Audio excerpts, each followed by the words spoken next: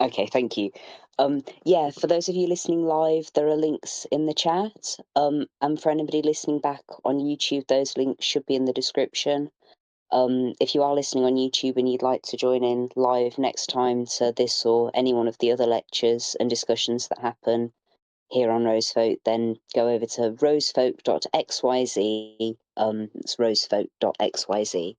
And as I do every week, I shall read us in first with a prayer by Adam Bittleston. Measureless the starry heights, and measureless the depths of earth, and about us, everywhere, light receiving, warmed by wonder, spirits weave man's destiny. May the shelter of this house be a place of wakening, peace within us, peace among us. Amen. I would just before we start like to apologise about the slight difference with today's lecture. So usually I've written a script, but I don't have my laptop with me this week, so I'm just working off of handwritten notes in a notebook. So there might be a few more ums scattered throughout as I try and get everything together. So this week we're looking at preparations 504, 505, 506, 507, and 508. And last week we touched on 500, 501, 502, and 503.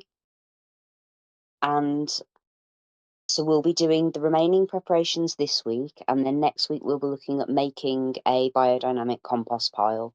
So preparations 2 through to 7, I think it's 2, or perhaps, yeah, no, it is 2. Preparations 2 through to 7 are preparations that go onto a compost heap. So they're they're ones that we make and then add onto a compost pile, as opposed to 500 and 501 and also 508, which 508 can be added onto a compost heap or directly onto the ground, but 500 and 501 are direct onto ground or plant sprays. So I'm just going to jump straight in with 504, which is nettle. So the way that nettle works as a plant is that it sort of mediates between the earth and the sun. So it's got very shallow roots that draw nutrients up from deeper down in the soil into the plant itself. And it's got big leaves that draw the sun into the plant as well. Um, and what we find with nettle is that it keeps its seeds and its flowers quite close to the stem, which means that all of that energy is held up in that stem and in the sort of center of the plant.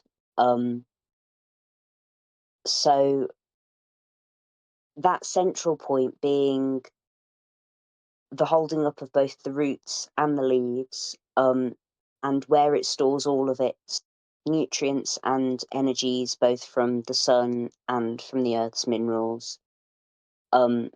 Within a garden, it's good because it attracts lots of ladybirds and they feed on aphids.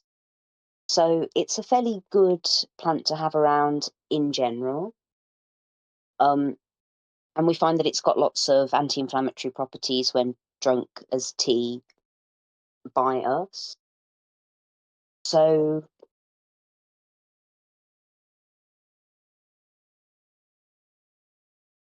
what we find with nettle when we add this into compost is that because it's got this middle ground of being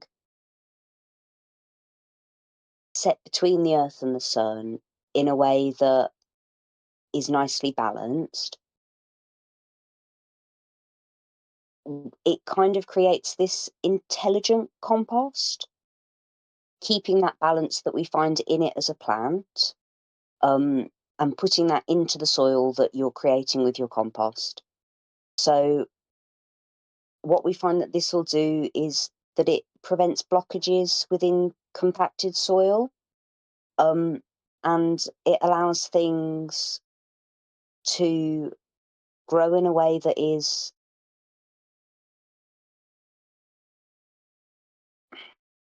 so sorry, I've lost where I am on the page. I do apologise for this.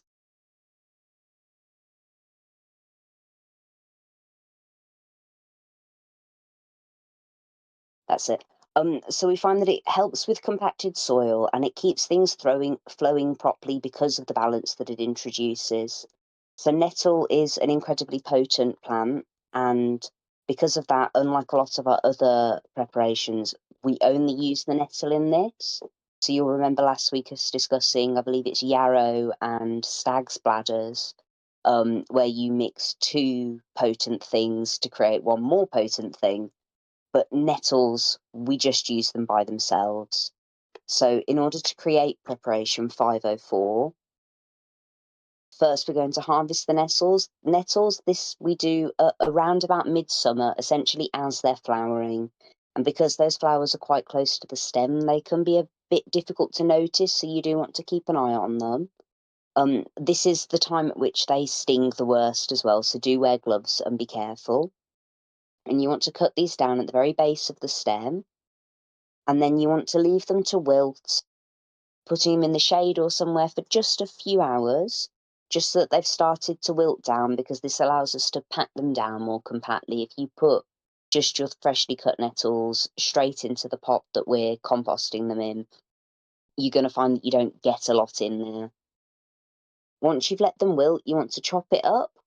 So the stems and the leaves and the flowers, all of it, just cut into about an inch long segment, and you want to pack those into a terracotta pot. The cutting down just makes them rot down easier. It makes it easier for worms to get into them, and it means that they fit easier into the pot. Once you've put those into your terracotta pot, you then want to cover it. I think we mentioned this last time again with the stag's bladder. That when you're burying things in pots, you cover the top of the pot, a piece of wood or slate or just anything that you can use just to fit nicely over top of your pot. And then you're burying your pot upside down. Might be a good idea to tie your lid in place. You're burying this upside down in a sunny spot that's preferably quite well drained. And you want this deep enough that the top of the pot has got a solid few inches of soil above, and that essentially the pot is covered by at least 30 centimetres of soil. And you're burying this upside down because this allows any rainwater to drain off instead of settle. And then you just want to fill in back on top of it your soil. And we leave this buried for about a year, and then we dig it back up, and you should have left over a very dark brown black, quite flaky, crumbly compost. If you can imagine what leaves smell like after it's been raining a little bit, that's what this should smell like. And what you want to do with that is you want to crumble it into a jar, and you're storing this with the other preparations. The storage of our preparations is something we'll discuss next week as well, because there are fairly specific things that you want to be doing with those. So nettle's quite a simple one to create, but it's also one of the more potent ones, and again brings that harmony between earth and sun, and therefore harmony within the soil. Preparation 505 is oak bark. So when we think of oak trees, we're thinking of fairly quick growing trees that are some of the biggest around us, certainly the broadest, certainly the strongest, coming from just a teeny tiny little acorn. So they need to be tough, and they need to be well protected from the elements. And that's the idea of using oak bark, because they're very strong trees with very strong protection outside of them. So what we find when this is used in the garden is that it stops disease. On trees, it prevents anything from getting in and into the flesh of the tree and killing it. But when we apply oak bark preparation into our compost heap, we find that the resulting compost helps stop disease.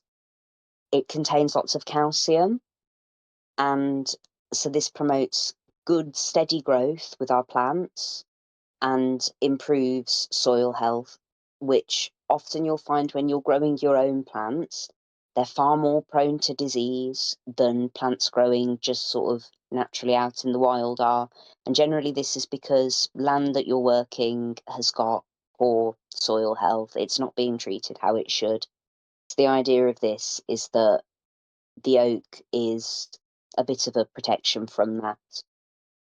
Alongside the oak, we're using some sort of skull from a farm animal. I've often heard pig skulls suggested as the best. Personally, I use sheep skulls because I don't eat or handle pork if I can help it.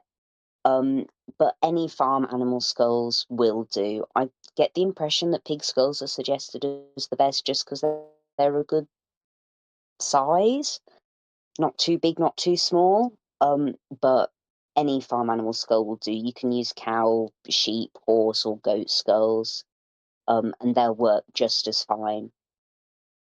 This is quite good because this we find that bones are also full of calcium, much like the bark. So together they work to promote balanced growth of our plants. And ideally, you want to be using bark from a native species. So here in the UK, we'd be using English oak. And in North America, you'd be looking at something like the white oak. So to make oak bark or preparation 505, what you first want to do is you want to take some sort of scrape or file, um, and with a plastic box, preferably just something that you can deposit your shavings into that you can sweep out again without leaving much behind. And the best way to do this is to pin your container in between the tree and your torso so that you've got both hands free to use your file on the bark, and preferably using a tree that you have access to that's not on someone else's land, because I'm fairly sure if you start shaving bits off of other people's trees, that's probably vandalism. Um, but wearing some gloves and some protective goggles, you just want to file down the bark of the tree into your bucket. You need a fair amount of this, but looking at the skull that you've got, which you can buy from most decent biodynamic supply stores, or from local farms or butchers even, but looking at the skull, you can get a good idea of how much will be used to fill that cavity. So with the skull, you want to make sure that there's no brain left inside. Having a good relation with a butcher is perfect for this. And generally, bones are fairly cheap. So leaving most of the meat on the skull, but making sure the brain is removed. But also making sure that the membrane inside that will have surrounded the brain is intact. You want to take your skull and you want to pack it with your powdered oak bark, a funnel or a rolled up bit of paper or something just to make sure that it goes in fairly easily is perfect for this. You want to pack this in using a wooden dowel or a stick or just anything you've got that'll go inside the skull. You want to pack it down and expel as much air as possible. As we discussed last week, if you allow air to be left in with your preparations as they're fermenting, you generally find that it ruins the quality of the preparation because there are things in the air that you don't necessarily want lingering around during this process.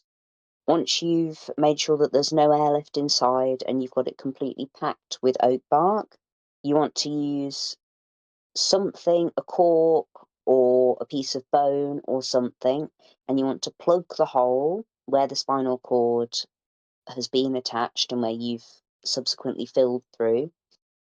You want to plug that up and you just want to get a little bit of clay and seal that on there.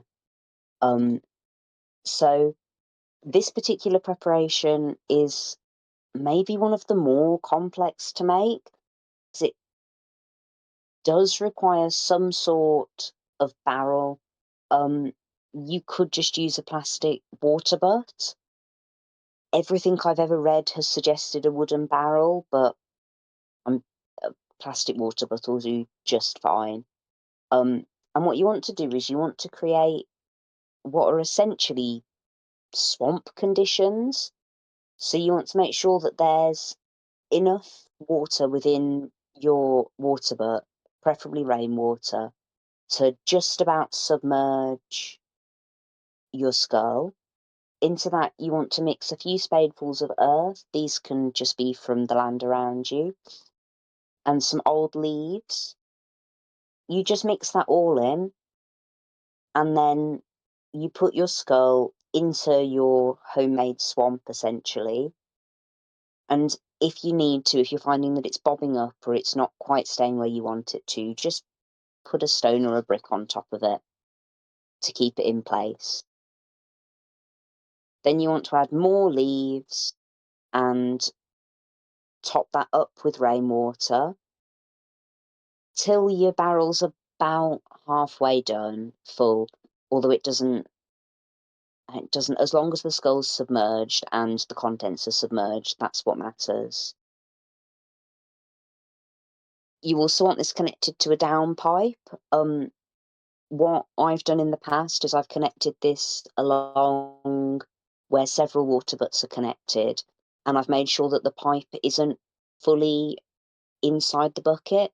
You don't want this filling up too quickly, and here in England we get a lot of rainwater, and I often find that my water butts do overflow. So just part connecting it to a downpipe to ensure that you've got a steady flow of rainwater in, but not too much that it does start to overflow. And then you want to make sure that your butt is open slightly. If you're using a barrel, having a tap in there. If not, water butts have them built in. And this is to ensure that they drain just a little bit of water every so often, just a slow but continuous drip, just to ensure that it's not overflowing and you get this continuous flow of water. Now we're doing this late autumn, mid to late autumn, we're starting this. The idea being that all of the things that you've put in with your skull will rot down over the winter. And then in early spring, you can remove your skull, which by now should have had the majority of the meat rotted off of it. And you can split your skull. A chisel and a hammer will do this, just try and break it in half. You don't want to hit it too hard that it all fractures off. You can lose the insides of it this way, and bone fragments aren't the best thing to be having flying around everywhere. And having been submerged, the bone will be more brittle. And by this point, your oat bark should have completely composted down. You're going to find it's a sort of deep, earthy black, and it'll be quite soft to touch, almost fluffy, kind of damp and fluffy. It's a bizarre texture. And again, like with all of our other preparations, we're now going to scrape this out and put into a jar and store it with the other preparations for use on our compost heap.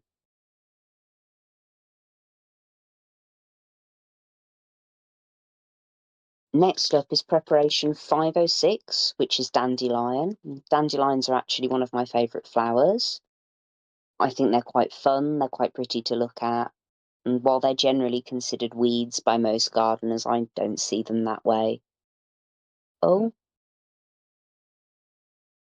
just been advised to check chat.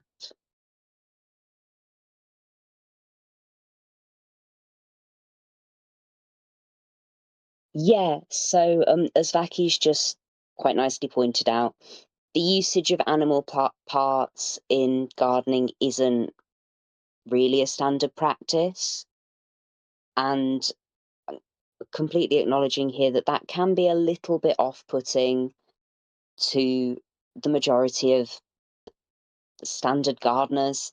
Um, there are reasons aforementioned that we use these, but they're not an average part of gardening. So it's I suppose it can be quite confronting to a lot of people, and this is certainly true of people that I've spoken to.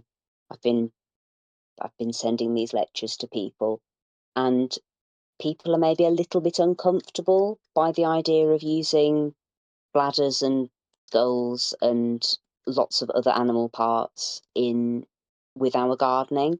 What I think it's quite important to remember is that naturally animals die and rot down in amongst our plants and our land all the time, and that essentially what we're doing is just concentrating and speeding up almost that process of decay, because that's a necessary and normal part of soil composition, but one that, especially in heavily urbanized places or places where we find that things like deer just aren't as common, or I know certainly down at my allotments, like there aren't very many birds or foxes or rabbits or anything. I live in a big city and there isn't a lot of wildlife, certainly not wildlife that will rot down in the middle of my plot.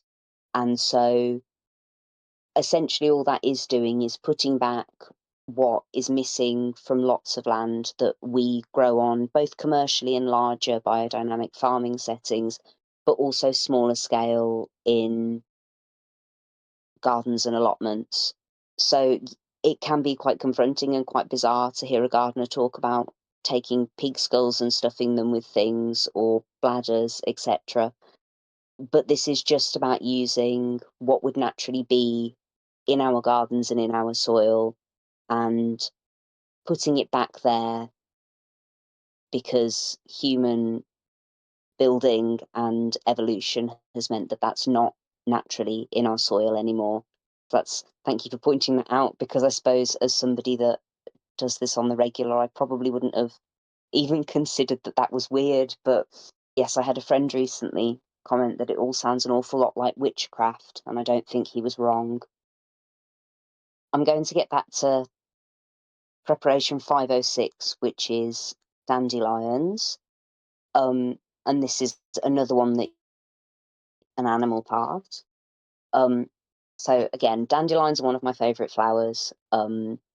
Generally considered weeds by most gardeners, but they're really not. They're really good for our soil. They have really quite chunky, almost the roots are massive. If you've ever heard of dandelion coffee, if you've ever made dandelion coffee, when you dig the roots of a dandelion plant up, they're huge. And what that means is that they're particularly good at breaking up our soil on surface level and allowing water and nutrients and so on and so forth to get into our soil, but also allowing light to get into our soil as well. And the one thing that is generally agreed dandelions look like is obviously the sun. Their flowers are big and bright and yellow, but dandelions represent the whole of the celestial sphere in one plant, which I personally think is really quite cool. So you've got the sun in their flower form, the moon when they're seeded but still in their sweet little puffball things that you see children like to blow and scatter, and then the stars when those seeds are scattered, and all of that is the entirety of the celestial body connected to the earth by these big chunky roots that bore holes in the earth. So not only are the roots exposing the earth to the sun, the moon, and the planets, but the plant itself is representative of and connected to the sun, the moon, and those planets. One thing that dandelion does in a biodynamic garden is it encourages the soil to draw light and food from the rest of the garden, so everything gets its equal distribution. It encourages plants to draw in the light and heat of the sun, and therefore balancing the powers of those celestial bodies that it itself represents. Not only does it create this effect of having plants draw in brightness from the sun, but it encourages brightness within the soil as well. What we do with dandelion is we're taking a cow's mesentery, which is the sort of membrane that keeps your intestines together. And this is very significant because obviously this enclosing the cow's intestines, and those intestines hold the earth and the sun's influences that we find in cow manure. So this part of the cow is very much linked to the sun and the earth, much like the dandelion. And when we put these together, we find that that really concentrates the effects of both of them. And put into our compost, this helps all of the plants then subsequently planted in that compost connect not only with the immediate environment, but with the celestial sphere above. To make 506, alongside your dandelions, you're also going to need a cow mesentery, which are available from your local Biodynamic Association, some warm water to make dandelion tea, some string and a sewing needle and scissors or a sharp knife, and some dried dandelion flowers, several handfuls.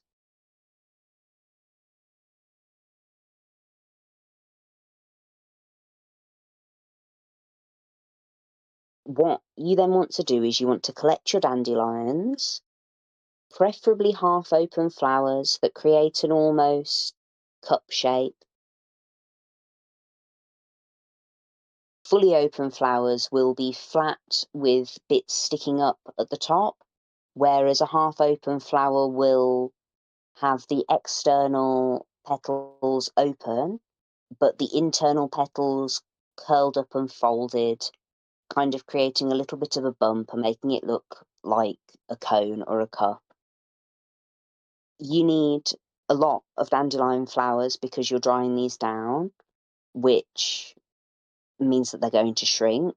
And you want to be collecting them in early spring. Now, here in the UK, and this is a fact that was pointed out to me many years ago now, and that every single year I can't help but notice, is that most dandelions will have seeded on the morning of St. George's Day. And now this was told to me by somebody that used to brew dandelion wine a lot, and it's the sort of fact that you hear and roll your eyes at. And then, sure enough, morning of St. George's Day, and you go outside and you see that every single dandelion pretty much has seeded. And you can't help but notice it every year after that. So, early spring, you want to be collecting your dandelions, again, half open ones, on a sunny morning, and as early in the morning as you can, but once the sun has risen, because by the time they're fully open, which is once the sun's properly up, you're not going to have beaten the pollinators. And the second they've been pollinated, you find that they seed pretty quickly. And you want to collect your flowers, spreading them out evenly, somewhere to dry. I've mentioned before that I personally use a cardboard box with tinfoil inside of it. Just because, and placed in a warm, well ventilated space, this just helps kind of reflect that heat and dry them out just a little bit quicker. You want to be turning them occasionally just to make sure they don't go soggy and they become completely dry. And you want to separate off any of the seed heads as you go.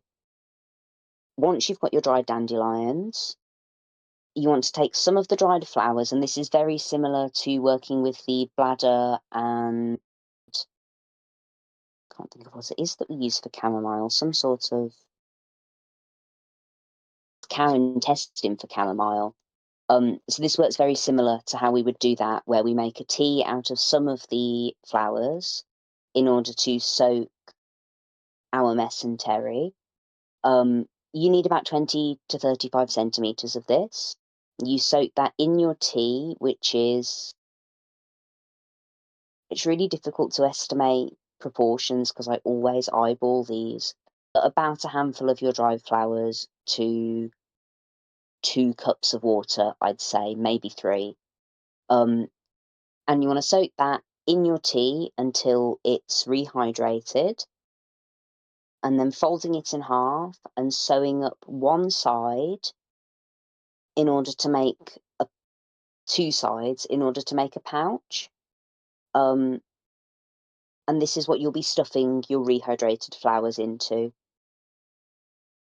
Now you just want to put all of the rest of your dried flowers into a bowl, topping that up with dandelion tea, and much like with the chamomile, just making sure that it's not damp, but that it's damp but it's not wet. They're slightly moist and soft, but again not soaking.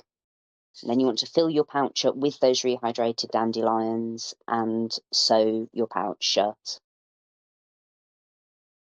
Now what we're going to do is, again, similar to our chamomile and our yarrow. You can do this over a whole year by hanging it first from a tree through the summer and then burying it through the winter. Or alternatively, you can just bury it. When you're burying it, I would advise putting tiles or something in around it just to ensure that it doesn't get broken. And I've heard lots of people suggest doing this on a day when the moon is descending, because you've got all of that power being drawn up, I believe, and out of the soil. Your roots are contracting as opposed to drawing back, and so there's just less. Oh dear, getting all confused. Do apologise. As the roots are contracting outwards as opposed to drawing back, they're letting their energies relax outwards as opposed to pulling them back up inwards to protect themselves. So on a moon descending day is the ideal time to do this. You're then just burying your pouch with your dandelions. I've heard it described as a pillow, and I think that's quite sweet. And you're burying this under about 30 centimetres of soil. You can also do this in a terracotta pot as well, much like we have others, and then bury that terracotta pot. And then again, in spring, so if you're just burying it, you want to do this at the beginning of autumn, around about the autumn equinox. If you're doing this with the 6 months in a tree, 6 months underground, you can bury these pretty much as soon as they're dried, and you hang them as soon as they're dried, and then you bury them again at about the autumn equinox. And when it comes back around to spring, you want to dig this up, cut it open, and lift the contents of it out and into a dish, crumbling it between your fingers, double checking that you've not caught any worms up in there, because most of the time there are worms in there. And then scraping as many of the flowers out from inside of your pillow and putting them again into a jar or pot. And again, just storing this until you've got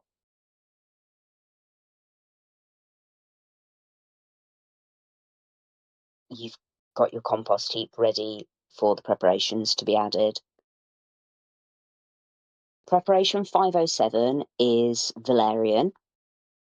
Now, valerian is something that most of these plants are used medicinally.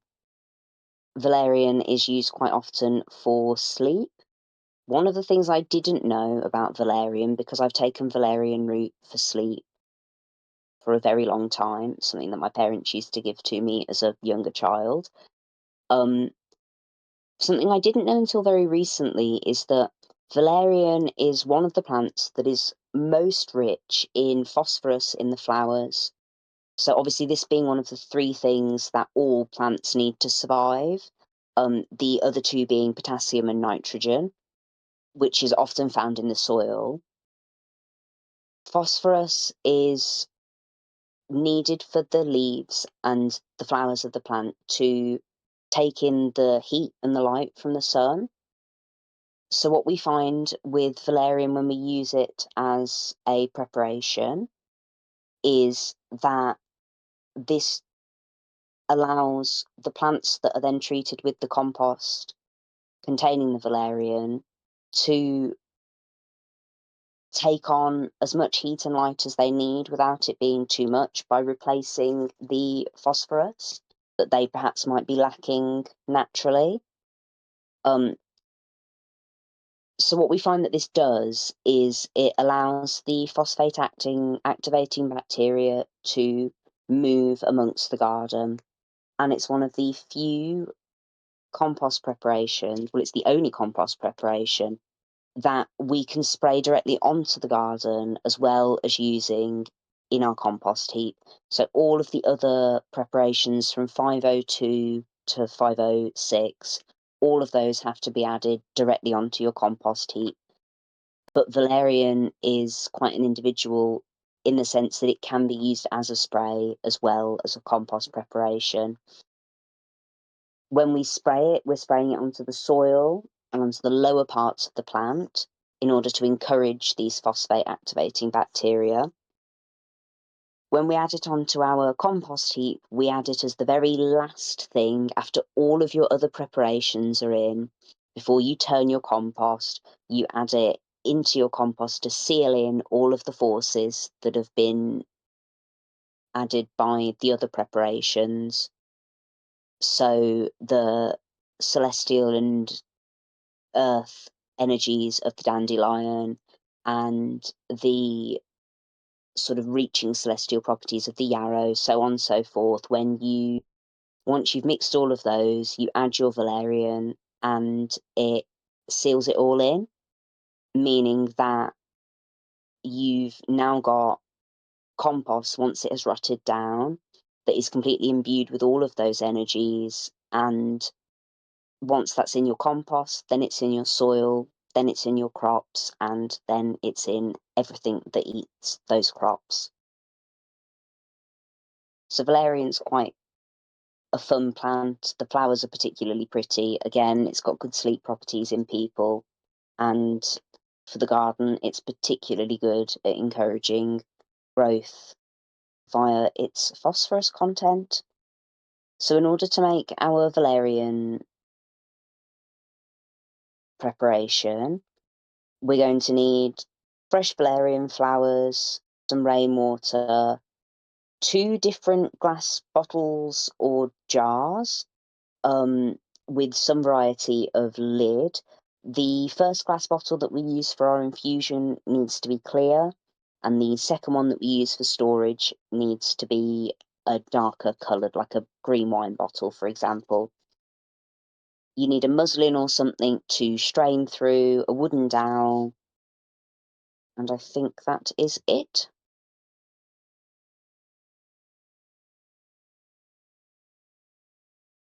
So the best time to pick your valerian flowers for this is around about the summer solstice, but keep an eye on the plant and also keep an eye on the weather. You want to do this on a sunny but not too sunny day. And you want to keep an eye on the plant because the petals will start to fall out after a week and a half, 2 weeks of opening. So you don't want them to be falling out and then you end up with no flowers. And as with all of these, just making sure that you're not picking every single one.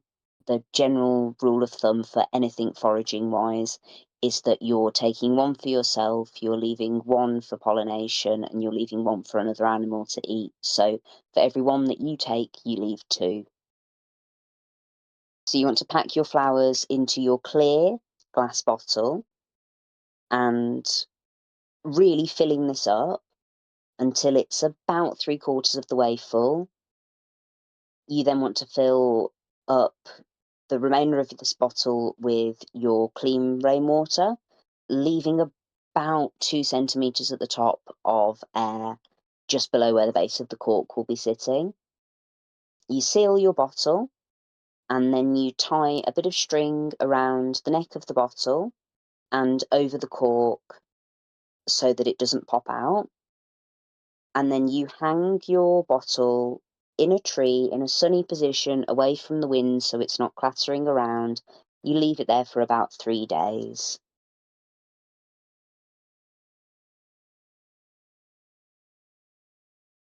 After these 3 days, you'll find that the liquid in the bottle will have changed to a yellowy, amber, or greenish colour. That's when you know that it's ready. The yellow colour is absolutely ideal, but green's just fine. So you want to tip this out, straining all of the flowers off, and then you pour your concentrate into a green or brown bottle, preferably with a screw top, but again, a cork will do just fine. And making sure there's a gap of air at the top. And you've finished your valerian. It's one of the quicker ones to make, possibly after 508. And this will keep, I believe, pretty much longer than any of the other preparations. This will keep for years if you store it correctly, which is cool, dark space in a brown or green bottle. So because valerian's one of the ones that can be used both on your compost heap and as a spray, we're just going to cover how you use this as a spray. And again, we'll cover the compost heap in next week's lecture. So in order to create it as a spray, you want to take 1 part concentrate and 19 parts rainwater. And you're going to dynamize this, but unlike our other 2 spray preparations that we discussed last week, you're only doing this for about 15 or 20 minutes, creating and breaking a vortex as you do so. So that's going clockwise and then breaking it and going anti-clockwise, alternating that for 15 to 20 minutes. And then you just want to gently mist fruits and other plants in your garden. You can do this in spring to prevent any frost damage that may be happening. Because again, this is bringing in lots of phosphate, which is particularly good for your plants, and it's encouraging them to absorb light from the sun. So just to protect from any frost damage, you spray it onto any bits of the plant that might be susceptible to that. So flowers, early sprouting fruit, that kind of thing. And this just reduces frost damage. So in order to store your preparations, because this is vital to make sure that they keep the properties that you've created them for, you want to take the jars that you've filled with your preparations once you've got them all done. You want to take a wooden box and about half bury it just around the sides so it's sunk into a hole. Then you want to use peat or coconut fibre. You can generally get that at pet supply stores, just making sure it's not treated. And you want to half fill your box with this peat. And once you've labelled your jars, you just bury them ever so slightly in the peat to stop anything from affecting them. So this is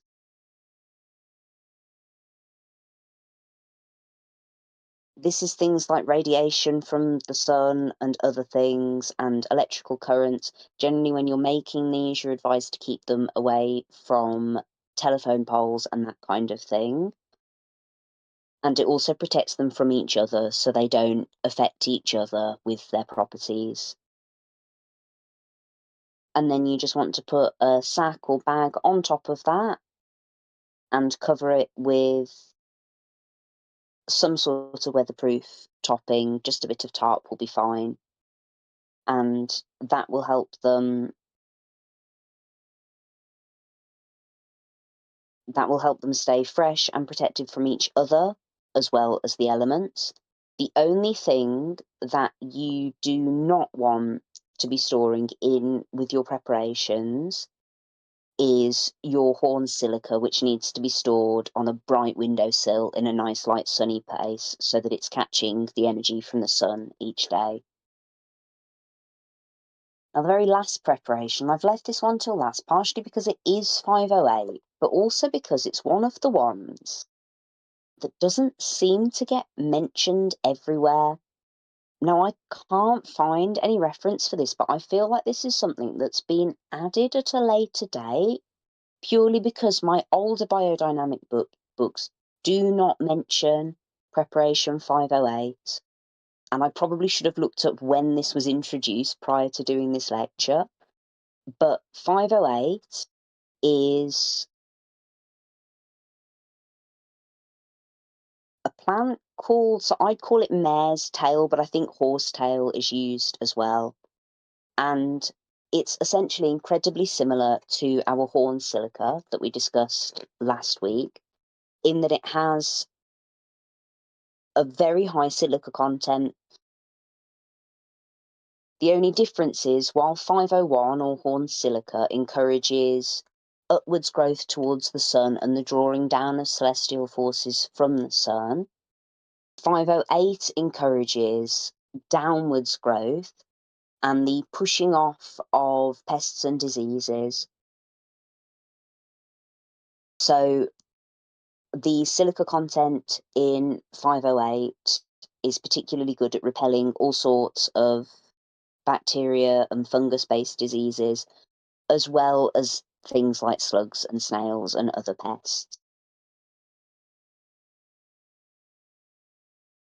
So we want to be spraying 508 because it is one of the sprays around about the new moon, a little bit before, if possible, because this is when plants naturally inwardly contract their energies, protecting themselves against pests. So we work with that and we spray it at that time. In order to make 508, you're making a tea or a liquid manure. Making the tea, you want to use about 100 grams of the mare's tail in about 2 litres of water. You're going to bring that to the boil and allow it to simmer for about half an hour before completely removing the heat and leaving the lid on the pan and just leaving it to cool down as it does, not removing it from where the heat was, just turning it off and leaving the lid on and allowing it to cool. Then you just strain off the liquid, leaving your solids behind. And you should be left with a yellow, green, brown kind of liquid. That is your concentrate. In order to make a spray, you dilute 1 part of this liquid into 40 parts rainwater, dynamising for 15 to 20 minutes. Again, stirring clockwise and then anti-clockwise, breaking that vortex.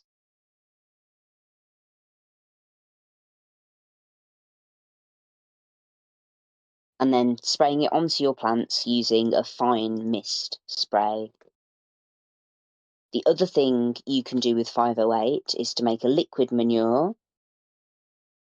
by taking your tea that you've just created and pouring it into a bucket. You can leave the plant in for this, covering it with some sacks and allowing it to ferment for about a week, more or less. You'll know that it's ready when there's a layer of mould on the surface and it smells quite sulphury.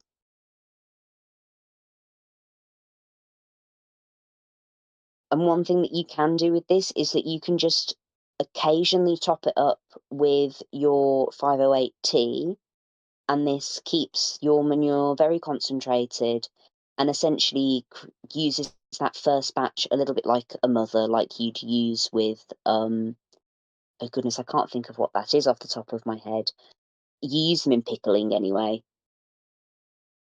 And again, similar to the other one, you're diluting it 1 part of your liquid manure to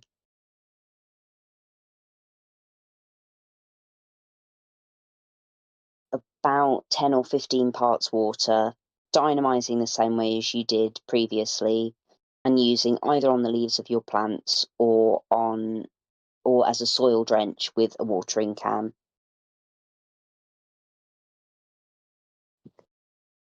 And that is stored alongside your other preparations in the tea will be stored alongside your other preparations within the peat storage that we've just discussed. And the bucket of it can be kept for a fair while if you keep topping it up, as long as it's covered by a sack.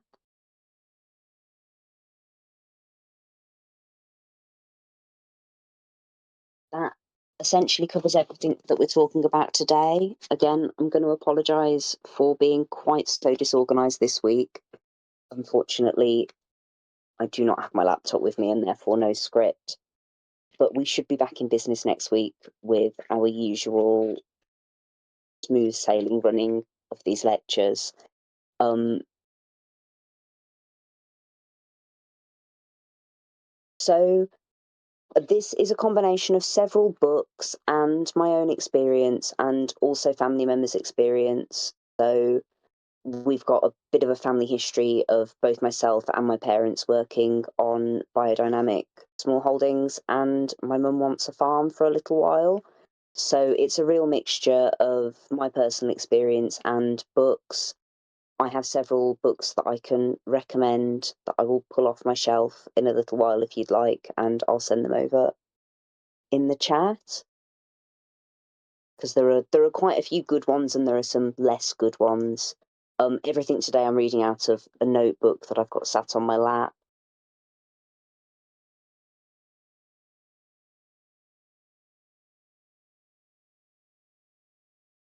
I do think it's important to use lots of different sources and also mix personal experience into things. I think that's sometimes you find that things written in books don't quite follow with what you experience in real life.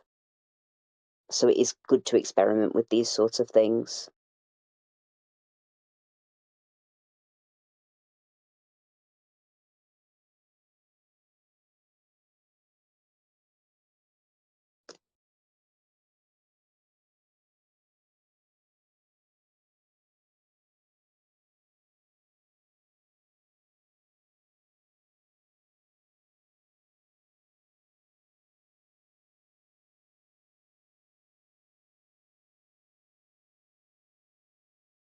So I personally wouldn't use a machine. I'm fairly sure if you had no choice, it wouldn't be a problem as long as it could be set to alternate your clockwise and your counterclockwise. Personally, for me, I sit and stir and I do treat it like a meditation. It gives you a good hour just to sit down and not be expected to do anything, if nothing else. But it's also a really nice chance to sit and just observe your garden. So yeah, I personally would stir myself, and that is a lot like meditation. I'm also fairly sure if you weren't able to stir it yourself, that probably isn't a massive issue. You can buy commercially produced preparations, and I have no idea if they're hand stirred or not. Um, I would I would assume they must be, but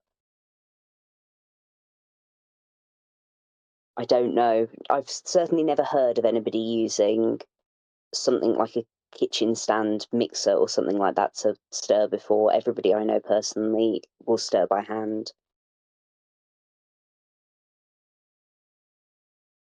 That's a really good question, purely because I can't imagine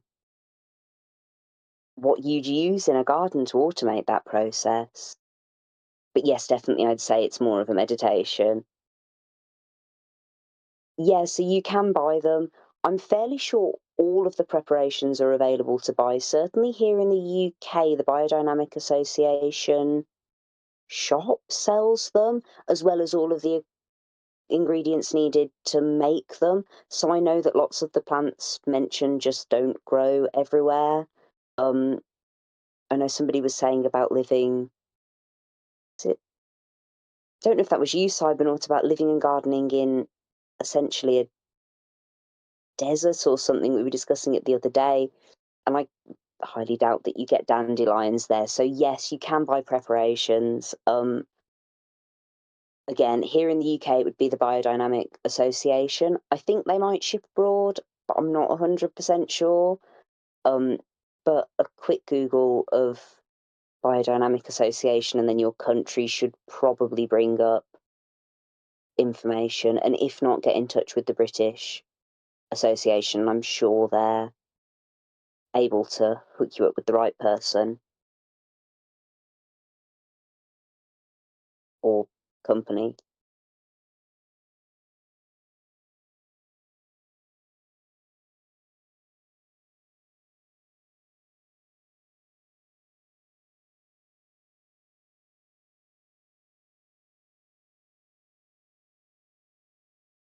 See, there's absolutely loads of nettle around me, and they have all just flowered.